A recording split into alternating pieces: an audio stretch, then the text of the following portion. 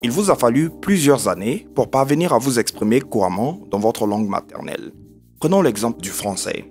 Si vous êtes francophone et que vous m'écoutez et que vous arrivez à comprendre parfaitement tout ce que je vous dis et que j'ai aussi la possibilité de m'exprimer clairement et confortablement, c'est bien entendu le résultat d'une longue période d'exposition à la langue, d'observation, de pratique quotidienne, après laquelle j'ai pu arriver à ce stade.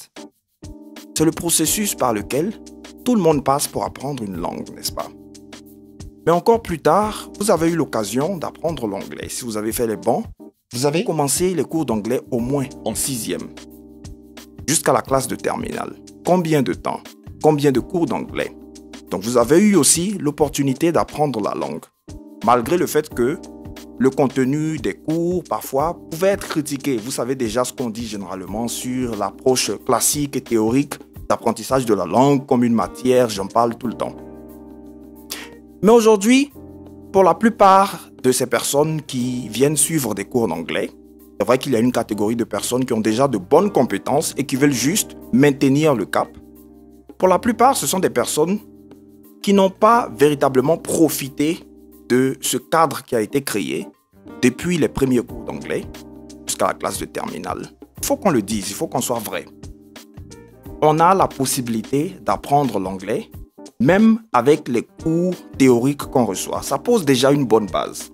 Donc, lorsque, en fin de compte, vous n'avez pas pu faire des progrès conséquents pour vous exprimer couramment dans la langue, et que vous décidez de suivre une formation en anglais, et que certainement vous avez accumulé beaucoup de lacunes. Pour certaines personnes, juste les b.a.-bar ou même pas les b.a.-bar.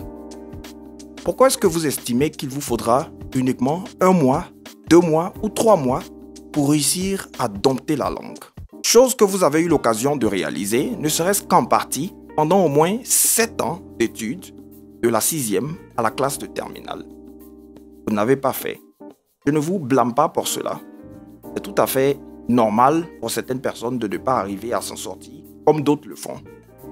Mais en fin de compte, il s'agit du même process. Il s'agit de l'apprentissage d'une langue, qui n'est pas juste l'apprentissage d'une notion de mathématiques, une notion de grammaire dans votre langue maternelle. Il s'agit de s'immerger dans la langue et de l'utiliser, de l'approcher, non pas comme une simple matière à étudier à l'école, mais comme un outil, un moyen de communication. Cela ne se fait pas en quelques semaines. Malheureusement, nombreuses sont ces personnes qui estiment qu'il faudra juste s'inscrire à des cours d'anglais et attendre 3 à 4 mois pour pouvoir s'exprimer couramment en anglais. Je vous le dis, même pas 5 mois si vous avez raté la base. C'est beaucoup de temps.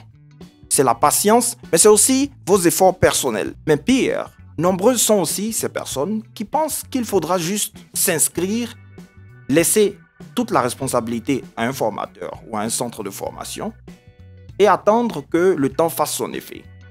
Apprendre l'anglais ou toute autre langue d'un jour à l'autre ou d'un mois à l'autre, sans s'impliquer personnellement. Voici des mythes qui empêchent un nombre important de personnes de réaliser cet objectif qui est d'apprendre efficacement l'anglais. Et le temps passe. Et vous passez de centre de formation à centre de formation en accusant toujours les autres. Mais en réalité, alors que nous nous rapprochons de la fin de cette année, j'aimerais vous poser cette question. En âme et conscience, est-ce que vous estimez que vous avez fait suffisamment d'efforts pour vous exprimer couramment en anglais? C'est de là que tout part. Est-ce que vous êtes résolu à braver tout type d'obstacles sur votre chemin? La décision peut se faire par n'importe quelle personne et à n'importe quel moment. Je décide d'apprendre une langue.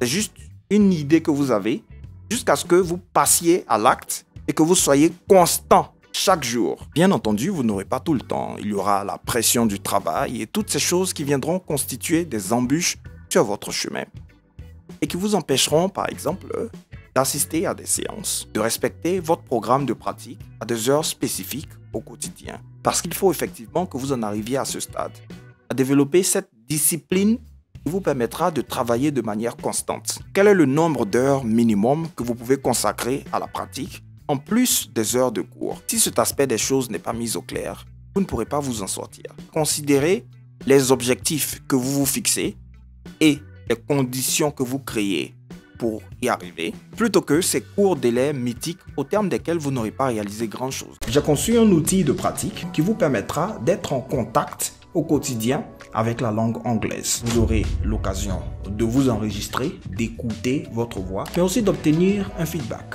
des corrections, tantôt au niveau de la grammaire que du vocabulaire, des activités de listening bien structurées et départagées en fonction des niveaux. Tout cela en plus des séances interactives en direct que vous aurez avec moi à travers la pratique de l'oral et l'écoute constante. Vous pourrez réaliser enfin ce rêve longtemps nourri de passer à un niveau supérieur de fluidité en anglais. Je vous laisse tous les détails en description et en commentaire. Let's get into it.